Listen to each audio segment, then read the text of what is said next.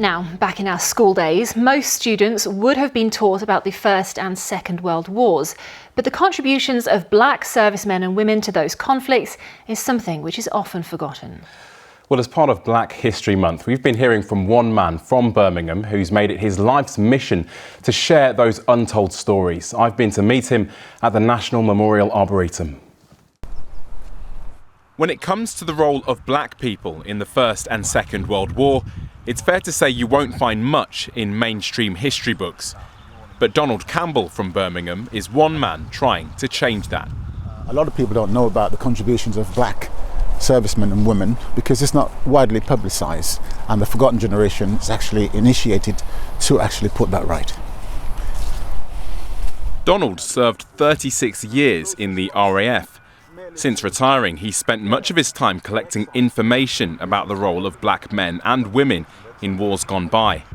His website, The Forgotten Generations, now serves as an archive for anyone wanting to learn more.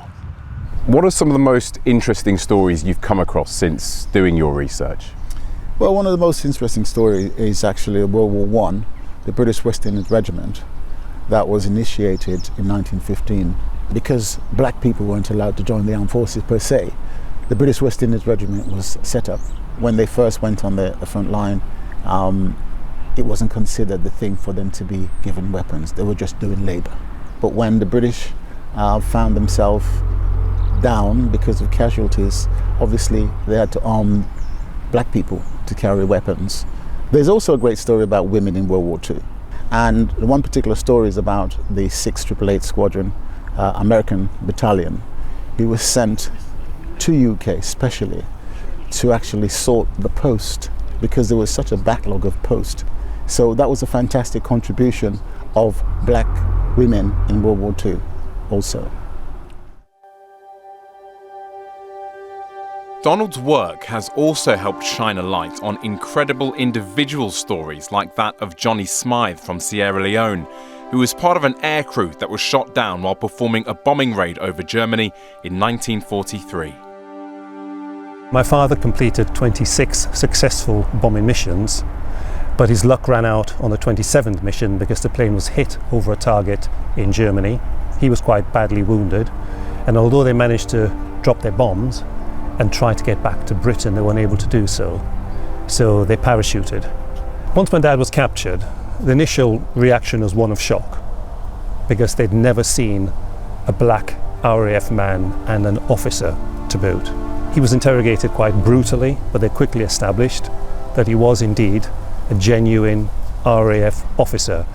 He was sent to the hospital where his wounds were tended, and from there he was sent to Stalag Luft 1, which was a prisoner of war camp, and he was held there for 2 years. When he returned to Britain after the war, he remained in the RAF, but he was seconded to the Colonial Office in London, where part of his duties were looking after the welfare of ex-RAF Caribbean men and women.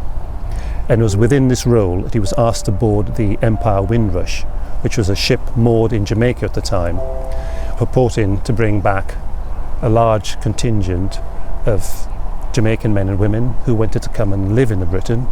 And there is a picture which is available which shows my dad with these men when they first arrived at Tilbury Docks in Britain.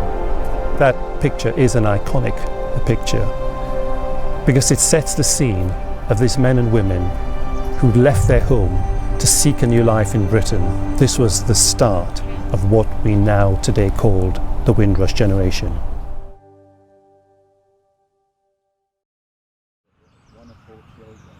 Donald's vision is to see these kinds of stories inserted into the national curriculum to ensure black history isn't something we only talk about once a year. As a young person wanting to join the military, I knew nothing about what my foreparents had done, and it would have been fantastic to know that. The history of people should be taught per se, not just Henry VIII or 1066, the Battle of Hastings. Black history is very important for all to learn because they were trailblazers, our foreparents. They fought and some of them died for us to be here. So that's very important as a legacy for all the youngsters and the future generations to be aware of.